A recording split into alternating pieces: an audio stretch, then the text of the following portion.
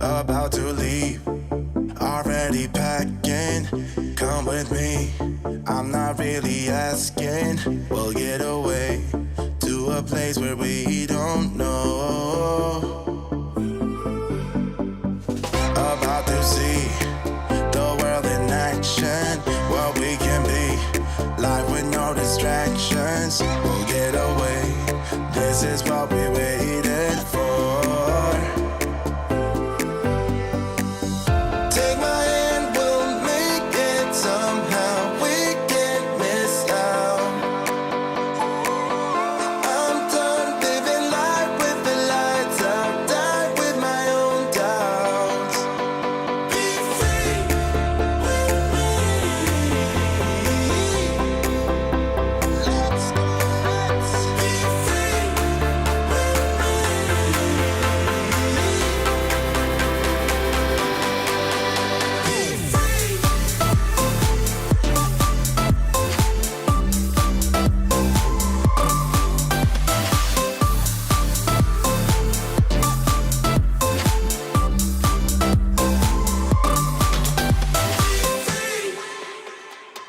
Not looking back, eyes on the freeway, Bonnie and Clyde, a classic cliche. We're on the run, this is what we waited for. Take my hand, we'll make it somehow. We can't miss out. I'm done living life with the lights out, die with my own doubts. Be free.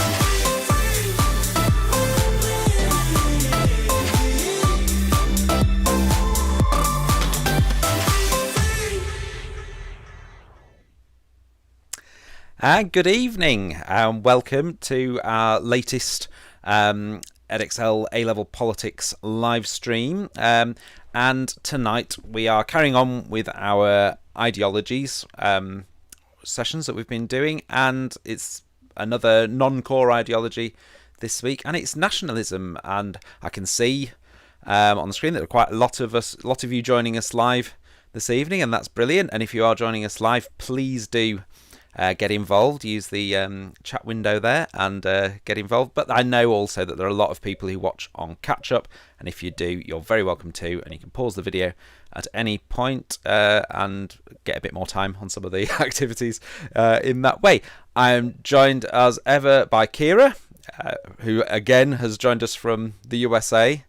It might be I don't know. It might be the last time you're joining us from the USA, is it? It might be back in back in sunny sunny England, but after Christmas. But yeah, but for one more time, joining us from the desert, it's Kira to talk about nationalism today. So as I said, there are quite a lot joining us, and obviously it's one of the popular choices for the non-core ideas. We had quite a few with us last week for feminism, so I assume we've got a different crowd this week, because obviously different people do the different ideologies. So shall we get cracking with our first activity? And I think it's going to be one from you, Kira, which is a timeline. Okay. Perfect, yeah. So bear with me a second. So what we're going to do is we're going to think about the key thinkers and the kind of context in which they were living. So obviously when you're doing your exam, you don't need to say this thinker was born in this year. You don't need to be that specific. But sometimes it's quite useful just to have that kind of censor period. When were they writing? How does that affect their ideas and that sort of thing. So what I would like you to do is, in the chat, I would like you to try and match the timeline, the key thinker to the dates when they were alive. So just you don't have to do it all at once. You can just kind of put in the answers as you find them. So A is whichever number matches to A. So who was born in 1712 to 17 and died in 1778. So kind of just add those into the chat as you go. Okay. I was just going to say, you might notice that there is someone who isn't on the spec there. We've got Elijah Muhammad there. Obviously, you'll have to use key thinkers from the spec, but you can and probably will refer to some thinkers from elsewhere. So we do like to try and pop the odd one in who's not one of your named key thinkers. If you don't know who he is, it's from he was one of the leaders of the Nation of Islam, which was a black nationalist movement in America in the middle of the 20th century. Yeah. So and the thing is you have to use at least 2 key thinkers in your answer. But sometimes other thinkers can actually exemplify an idea really well. So you will still get knowledge marks if you mention a thinker who's not a key thinker, provided you've mentioned 2 key thinkers already. And he's a very interesting figure, Elijah Muhammad. So I think it is worth kind of dropping him in where you can. Okay, so Cameron's come in with A for Jean-Jacques Rousseau, looking good, very good. Around the time of the Enlightenment, so it seems to be right. Any other guesses? Where could we put someone like Marcus Garvey? Or Giuseppe Mazzini? We have got a few who have got quite similar dates, haven't we? Which does make it quite difficult. There are a few who are sort of born mid to late 19th century and lived to sort of middle of the 20th century-ish. So that does make it a little bit tricky. Sometimes it's easier to spot where people are, isn't it? And I think nationalism is very much an ideology of the 19th century, isn't it? Where we see it kind of forming its roots, forming its actual strong ideas around this idea of a nation, which kind of comes about with industrialization, which is why it's more kind of prominent in the 19th century. But of course, when you have nationalism as expansive nationalism, you will also have nationalism as self-determination too, which is why you have someone like Mazzini or Garvey there as well, and actually Elijah Muhammad. So it's quite interesting as an ideology, I think, but a new ideology, which does make it more confusing to work out all of the dates. Cameron's gone for another one. B suggesting it might be Mazzini. Yeah, could be. I like it. So Cameron's on first name terms with Mazzini. That's good. Yeah, why not? Okay, shall we have a look at them? Yeah. Look at the rest, but because it's quite a tricky activity. I think all of these activities this week are quite tricky. Just because they're so close, right? Yeah. There we go. Okay, so you're only a little bit off there. Never mind. See, yeah, perfect. So we can see then that it's just kind of good to think, how do they affect each other as nationalism grows? How does kind of the counter to expansive nationalism, which is self-determination, kind of show itself and reveal itself as well? So obviously you don't have to know their dates, and I don't think it's even really worth putting their dates in the exam, but just kind of being aware of how they interrelate with each other because of one came after the other and so forth. So I think on to you for something a bit more festive. I think we have got a festive one now. I didn't know whether to have a festive activity for nationalism or not, whether it's it seemed appropriate or not, but we have got one anyway. So, there is a sort of historical element. I mean, all the ideologies there is, but definitely with this one, as you were making a lot of links to history there, and so knowing roughly when people were writing is definitely useful from that point of view. So we've got a connection wall here, in which you're going to have 16 key phrases or people. It's a mixture of things. It's people, ideas, concepts, and you need to try and group them into 4 groups of 4. Now, my clue, because it's so difficult, and I do think this one's particularly difficult, my clue is that the 4 groups are the 4 strands of nationalism as named on the specification. Now, those of you, presumably all of you are watching, who study nationalism will know that there are lots and lots of different types of nationalism, many of which are not beyond those four, if you like, and they may sort of fall under the broad banners of those four, or they may be a little different again, which may cause a certain amount of confusion or difficulty. But we're looking for the four key strands as mentioned on the spec and trying to put four things under that heading. So probably to help you along with this, you can do grid references, by the way, so that's the way to kind of tell me which one you want to put. You can put the grid reference, so like kind of A1 or whatever. But shall we, to sort of help ourselves along, shall we say, first of all, we're looking for liberal nationalism, so things relating to liberal nationalism. Can you spot any of these that you would link with liberal nationalism? So those of you watching live, you can just type the grid reference into the chat window. If you're not sure, you can think, are there any of these you'd link with liberalism? Because liberal nationalism is very much part of liberalism. We were talking about key thinkers before. You can borrow key thinkers from other bits of from your non-core ideology. So just as you won't have been with us for feminism last week, but we mentioned that there were people in liberalism you could use for as a feminist key thinker, and potentially vice versa. There are there's someone on there who you could use as a liberal key thinker. Potentially you could mention in liberalism because he's a liberal nationalist. Oh no, I thought I got it, and then I realised it was an answer to the previous question. I thought someone had got it. Can anyone spot some ones that you would relate with liberal nationalism? Am I going to have to reveal them? You don't have to be timid. Doesn't matter if you get it wrong. It's a bit like battleships, actually, isn't it? See if you get a hit. I like the cross-curricular as well. You've got the geography references. All right, yeah, and a bit of history in there as well. Yeah, very true. You can actually definitely use this liberal thinker in your liberalism section.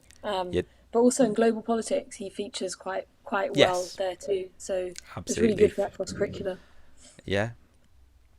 Shall we have a look at the liberal ones then? This is slightly worrying me because I thought the liberal ones were the easiest ones to find, and we got a certain amount of radio silence there. But let's have a look. So ones relating to liberal nationalism. We've got Rousseau. Jean-Jacques Rousseau, as we were saying, you could use him as a liberal key thinker. He's very much liberal. Democracy, rationalism, freedom. These are very much key ideas relating to liberal nationalism. I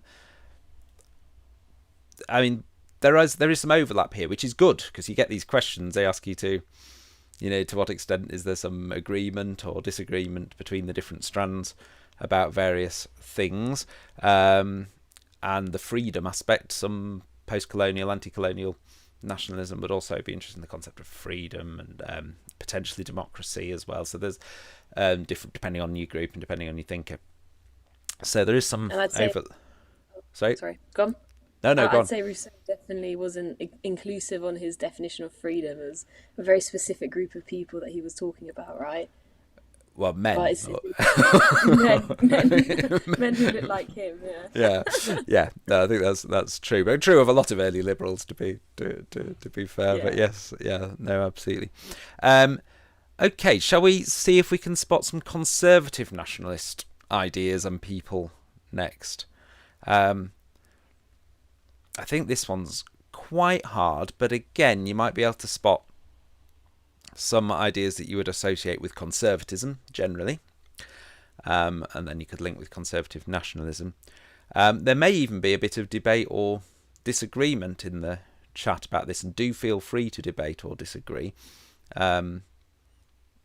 because there are some difficult bits in here. So Cameron has said D2, stability and tradition. Absolutely. Yeah, so they're very much features of conservatism in general and conservative nationalism specifically. Very good. There are a couple on there that could, yeah, and Boy said stability and tradition as well. Well done. There are a couple on here that could come under conservative nationalism, but as it happens, I've placed them under a later one, expansionist nationalism, that's going to come up as the fourth one. So there are a couple that could potentially fit under both, which is again useful if you're thinking about constructing an argument that suggests that there might be some agreement between nationalists on some topics. In the same light as stability and tradition, I can see at least one other thing up there that's sort of jumping out to me as a feature of sort of certainly traditional conservatism. That we might link with traditional conservatism.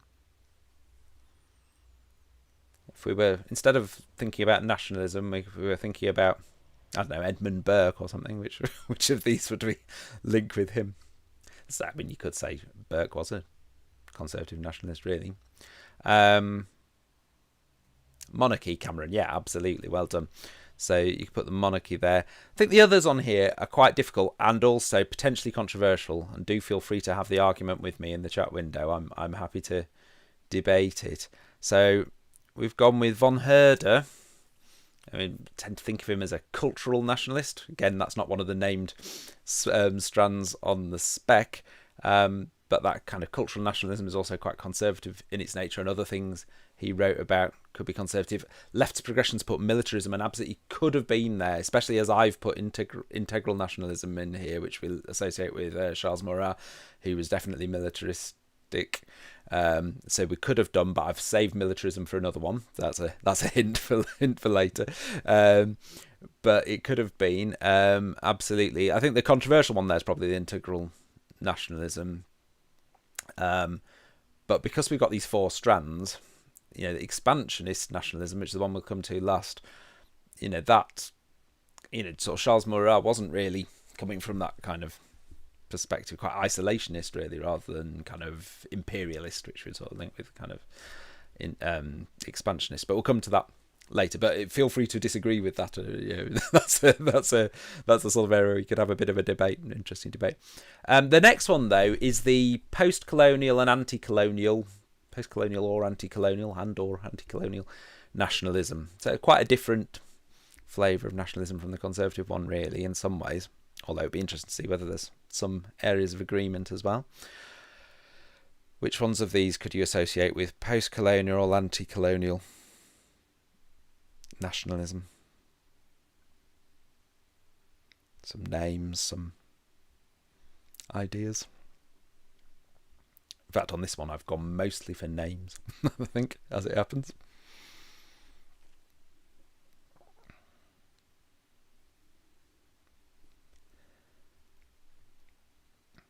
Which of these might you associate with being anti-colonialist, anti-imperialist, or relating to a period after empire? So once countries have become independent, that used to be colonies. That's what I mean by post-colonial, really. Yeah. So Cuban Revolution, left's progression, as gives the Cuban Revolution. Absolutely, you are correct with that. Yeah. So that is one of them. So that would be kind of an anti-colonial, post-colonial nationalism, as well as being. I mean, this is where you can make these links with the other ideologies. It was a socialist, Marxist revolution. Think about how normally we sort of think of socialism, Marxism as coming into conflict with nationalism, because it tends to be internationalist, quite anti-nationalist, because the sort of class solidarity across national borders is meant to, class identity is meant to be more important than national identity to socialists.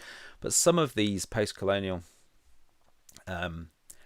nationalist movements were quite left-wing, socialist, some of them entirely communist movements in some countries as well, and so it's quite a different as we mentioned, quite a different flavour of nationalism from perhaps conservative nationalism. And the other three are names. That definitely gives it away, because I think there are only three names left up there. So I think we can give you the post-colonial, anti-colonial nationalists there. So Nelson Mandela and Gandhi are examples of leaders and activists who did that.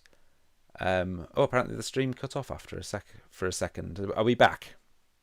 Sorry about that. Hope we're back. So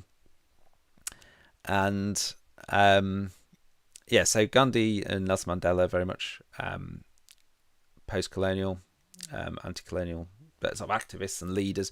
And Garvey, again, a black nationalist and one of your key thinkers. So someone that you will be familiar with. So what are the last four then? What is the link? Imperialism, chauvinism. Yeah, imperialism, chauvinism, jingoism, and militarism. It's the final main strand of nationalism that we haven't talked about up till now. Yeah, we've done those three. So it's just whether you think about it in terms of those four strands that are specifically named on the specification. Because, I mean, as we've mentioned, there are lots of ways you could talk about nationalism. You could talk about national self-determination. You can talk about sort of fascism, proto-fascism. You can talk about chauvinistic nationalism. Talk about integral nationalism. But this, named on the spec, there is expansionist nationalism, and I think you'd associate all of these with that. Although some of them you could also associate with conservative nationalism as well, and sort of kind of ultra nationalism, I suppose, which is a term again that isn't one of the strands, but it's a term that is used about the kind of more extreme right-wing nationalism that we perhaps associate with what became fascism in the middle of the 20th century. Okay. And the phrasing is actually a bit unusual as well, like anti-post-colonial nationalism. Yeah. It's weird because the nationalism is being defined as being a colony, whereas nationalism as self-determination is about freedom for your own country. So it is interesting the way they're kind of phrased. But unfortunately for the exam, you kind of just have to work within these frameworks, right? Yeah, absolutely. But you can do it in a clever way as well. So you can. I mean, it's good to acknowledge the problems and the contradictions. Well, not contradictions, but the nuance. It's good to acknowledge that in your answers and to show that you're aware. Yeah, you've got broad contextual awareness of the concept. So those are our expansionist nationalism ones at the end there. Okay, we've got a 60-second challenge now. Now, I'm having a slight challenge, technically, which is the music isn't playing on my PowerPoint. I have no idea why. So in a moment, when we get this thinkers and their quotations, there should be some dramatic music as the clock goes down. But unless I get my guitar out, you'll have to imagine it. So, I think you should.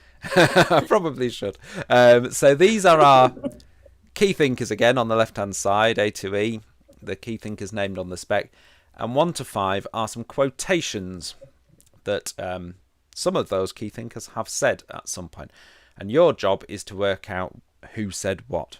Okay, so if you could type into the chat window a letter and a number. You don't have to wait to work them all out. If you think you know any of them, do them. And feel free to have a shot in the dark and a guess. These aren't necessarily, some of them are, 1 or 2 of them are quite famous quotations, but some of them aren't necessarily, and so it's more who do you think would have said that? Who do you think might have said that? It's the sort of thing they might have said. It has the sort of ideas that you associate with that person.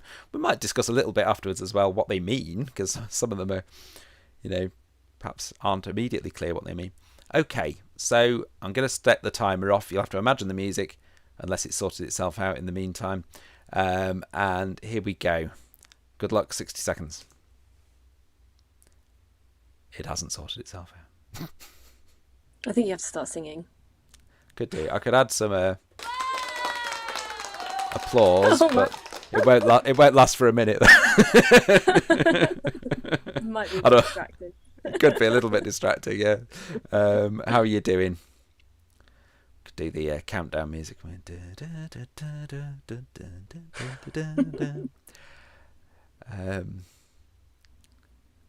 to suggest some. It's quite a lot to read in a minute, but as I say, one or two of them are quite famous quotations that you probably will have heard, but some of the others less so.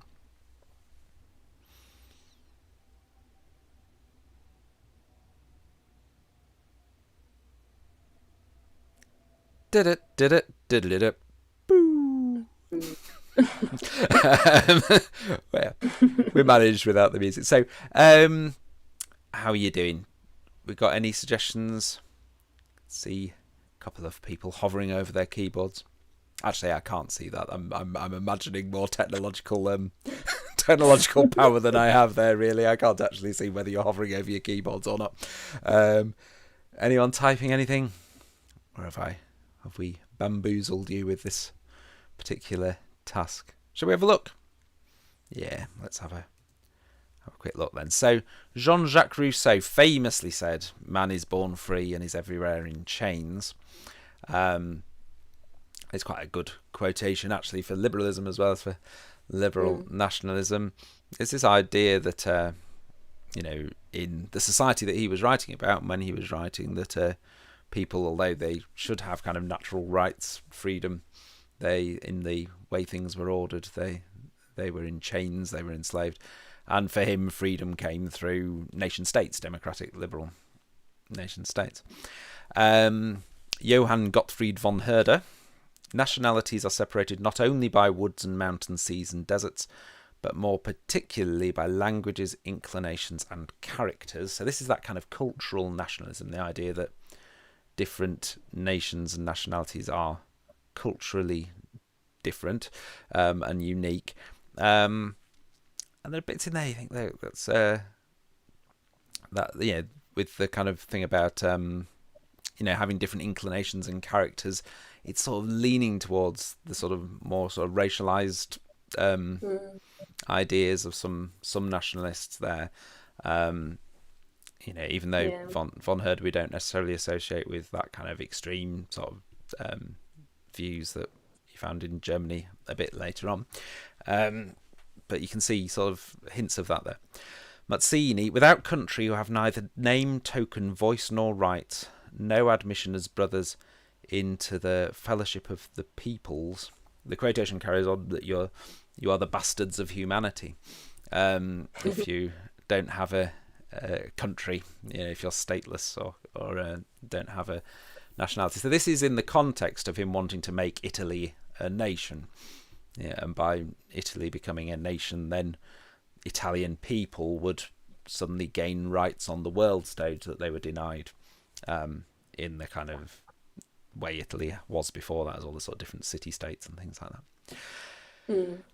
Now, the next one, from a 21st century perspective, it just seems like such a bizarre, because I'd just give it a different he's expecting one answer and my answer would be very different from the one he's expecting. He's sort of begging a particular answer, but for monarchy to work, one man must be wise. For democracy to work, the majority of people must be wise. Which is more likely?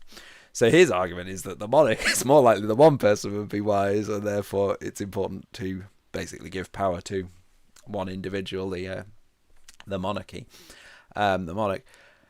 I mean, it probably is true that it's more likely one person would be wise than millions of people, but why it would be that person, there's no real logic. No real logic. You would sort of get more wisdom by numbers, I imagine. That certainly feels right to me, that you're more likely to have wisdom by numbers. Right, you see. Yeah. Well, yes, exactly. I mean, that is the way they would justify it. And then the last one, it could have been a curveball, because it might have been coming from a kind of white nationalist type perspective, mightn't it? But it was a black nationalist one. A race without authority and power is a race without respect. And so it's the idea that black people would continue to be marginalised and discriminated against so long as they didn't have authority and power. They're a nation of their own, essentially, which in some ways has echoes of the Mazzini argument, doesn't it? That having a nationality, having a nation, sort of wins you these rights and on the national stage and kind of starts, then wins you respect and what have you. So there are some overlaps which I think are quite interesting. Okay, we're going to have a little on balance activity now. So this is a bit like, you could get a question. You could get an essay question, suggest 2 arguments to support the idea that, the essay question would be, to what extent did nationalists agree about the state? You might get something like that. And it could have been about society or about the economy. Interestingly, if you get one about the economy, I can't see much that you could put on the side of the argument to say they agree. Really. other than that, maybe the economy should serve the national interest. There might be some agreement on that, but generally speaking, you'd get very dramatic differences on that. Yeah. But you could get agreement on this. I mean, that's an interesting bit about nationalism, because there's a question about, to what extent is it an ideology, a coherent ideology, because they don't, you might get socialist nationalists, liberal nationalists, conservative nationalists, new right nationalists, all have, because they have other ideologies beyond their nationalism potentially. But anyway, yeah, if we think about the state, we can definitely come up with some agreement and some areas of agreement and disagreement. So can anyone think, first of all, about some areas of agreement? Can we come up with a couple of things that nationalists broadly agree about the state? Even nationalists who, on the face of it, are as different as Jean-Jacques Rousseau and Charles Maurras, Mussolini and Gandhi. I've gone for extreme options there, but can we think of? Can we think of some things about the state, at least, that they would agree about?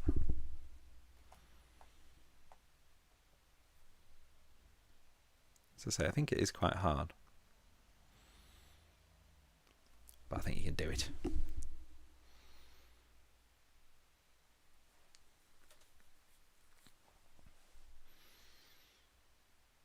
What do they think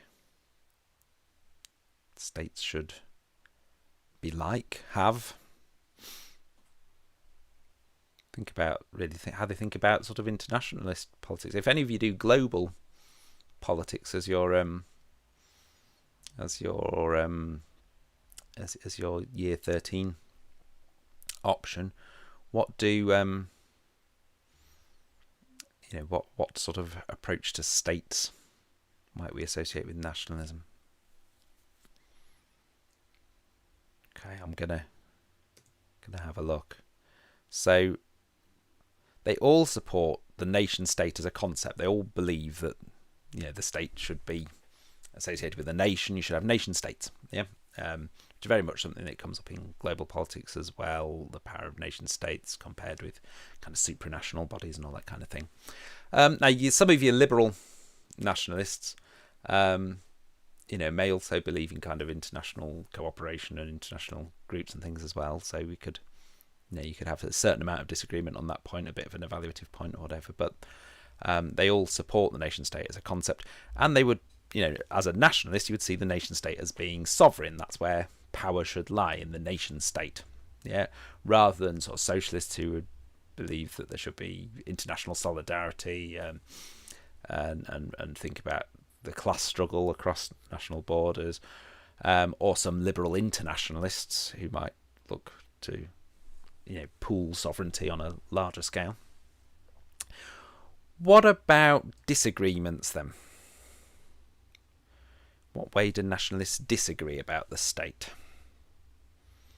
Might be about what states should do. Might be about the nature of the state, the way power is exercised by the state, or how the state gains its authority. I think we've had some hints at this, really.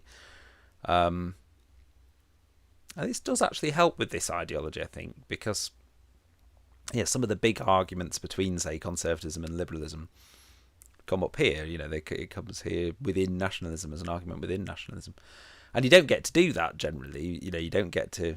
It'd be quite fun, really, to get a question where you could argue between conservatism and liberalism, or socialism and conservatism, or something like that, between the ideologies. But all our questions are within them. But with nationalism, you essentially get to have this debate between them, because you can have conservative and liberal nationalists.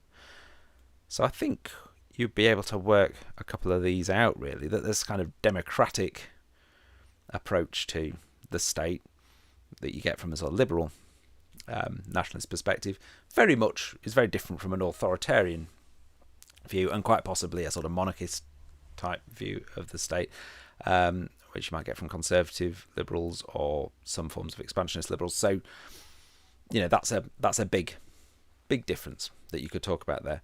And then also you get, sorry, I think I said liberals when I meant nationalists. Do apologise. It gets confusing enough without me talking about liberals, liberal nationalists and conservative nationalists. And then you get, this sort of expansionist nationalists who want to create an empire, want to form colonies, want to become a bigger nation than go beyond the bounds of the nation state and take over areas. And then you can get quite isolationist type nationalism that believes, very much focuses on the one nation, and the state should be focused at home rather than on expansionism. So that's a different view on the state as well, and the role of the state and the future of the state. If you think of someone like Donald Trump, maybe as quite an isolationist sort of a potential nationalist. Are we allowed to call Donald Trump a nationalist? I think he's a conservative as well, I suppose. But quite isolationist. It was very much America first, wasn't it? That was the sort of slogan that was used. Rather than, and some previous American leaders who we probably wouldn't think of as being nationalists would have a rather more sort of expansionist might be the wrong term, but sort of see a very much a global role for the state beyond, and that would be part of what and that would be part of what would lend it its power and status, and so it's still a kind of nationalist idea, isn't it, that even this program that I'm on, being able to spend a term in America is to influence me as a British teacher with American ideas. So that's quite expansionist and a soft power idea. Yeah, so it's good to have the free money, but I know what it's about. But I mean, that's really interesting, isn't it? That's it's a very practical. It's the Fulbright program. It's designed for that. Yeah. Okay, we've got one more activity, and Kira's going to lead this one. We've got some. Yeah. Do you want to tell us about it? Yeah, I just basically can't spell very well, and I've mixed my vowels up. So it's just a way to think about the keywords and to try and see if you can work out the vowels have been replaced. Can you work out what this word is? So I'm going to try and pronounce it, although I cannot do this as well as Duncan. The nutun. Oh, that was great. What could the Neptune potentially be? Which keyword for nationalism could that be? I think there was a big hint there. Yeah, exactly. Any thoughts? I find these quite hard, actually, because I'm like, it's mixed up, but it's supposed to be. Yeah. Okay, should we show this one then? Yeah, let's have a look. It was. So, nation, right? So obviously with a nation, the kind of identity towards the state, the kind of group of people within it as well. So this one, looks, okay, you gotta pronounce this one. I'm gonna do it. Internationalism. Not quite as good, but what could this potentially mean? Internationalism. I think that one's a hard one. I think I've worked it out, but it's there's a lot of E's in that, right? Yeah, they've just changed all the vowels to E's apart from one of them, haven't they? But yeah. So what could this one be? I mean, Duncan was just talking about it as well. I was. See if you can work it out. Represents much of America's ideas in the late 19th, early 20th century. And then they did the complete opposite after that. Okay, let's show it then. So the correct answer is internationalism. So about connecting between other countries, building relationships with other countries, and kind of getting involved in global affairs. So things like war. So America was hesitant to join the war because they felt that that was Europe's problem and not theirs. So this one, recoilism. Recoilism. What could this be? Recoilism. Is that correct? Recoilism? Yeah, recoilism. Yeah. This, we haven't said much about this. I sort of hinted at it a bit with von Herder and the inclinations and characteristics, didn't I? But it definitely is a feature of some forms of nationalism and modern, contemporary nationalism, perhaps most of all, really, and some mid-20th century fascism. It's very much a feature of that, and it is on the spec as a key term. We often use a slightly different term to mean more or less the same thing, don't we? So it's a slightly shorter version of the same. Yeah, and it means more or less the same thing, doesn't it? Yeah. The correct answer is racialism. I'd say maybe with racialism, it's more of a commitment to the idea of it rather than the actions that people do. Yeah. Or, so more ideological than practical, I suppose. Yeah. Yeah, and within nationalism, especially expansive nationalism, this is how the expansion was justified, right? This idea of the superiority of one race over another. And then this other one then. Okay, oh god, I feel like if I pronounce this, I'm going to say it as the correct word. Yeah, this Sulf? one, yeah. Sulf. It's basically just saying the term in a funny accent, isn't it? Really, but it kind of is, yeah. I think we can get that one, can't we? Yes. Oh, and Cameron. Well done, Cameron. Well nice. done. Yeah. Yeah. So yeah, it was. The answer is self-determination, right? So the right to rule your own country, the fact that you shouldn't have foreign powers coming in. So ideas of people like Mazzini, quite important there. Okay, and this last one. Okay. Natinna. No. Steta. Steta. Again, it feels a little bit just saying the term in a funny voice. But It does a bit, yeah. I think we can get it. Yeah. It's a very key point that's come up a few times during the session. Yeah. I think we've got this one, haven't we? It is, of course, The nation state. Perfect. Yeah. So yeah, it's important to kind of have an understanding of these key terms and use them because they are the AO1 marks as well, the use of key terms as well as the use of key thinkers. So just what to think about then if we think about how do you tie this into an exam? So remember, you've got 3 assessment objectives. You've got AO1, which is knowledge and understanding, and in that's where you show off things like the key thinkers. Do you understand what the key thinkers are saying? Can you explain their ideas? And that kind of thing. Also key terms as well. AO2 is the analysis. So can you kind of understand what the key thinkers are saying and how that fits within a strand? But the higher marks, the extra 5 marks, so it's the extra part of the marks, it's 8 marks each, is are you able to actually get, I don't know, Mazzini and Marcus Garvey to have a kind of debate? They will agree on a lot of things. Are you able to actually achieve that? Are you able to get Mazzini to disagree with Rousseau, for example? So that's where you compare the strands, and those are the higher AO2 marks. And then this next one, I think, is perhaps kind of the easier one if you just have a good structure to your essay. This is the AO3 mark, which is evaluation and judgment. So if you kind of set it out nice and clearly what your opinion is, because as politics students we need to have opinions, and make it clear at the start of the essay, you thread that opinion throughout the entire essay so that it's really clear what you're thinking, but in terms of that idea of balance, you are paying tribute to the other side of the argument as well.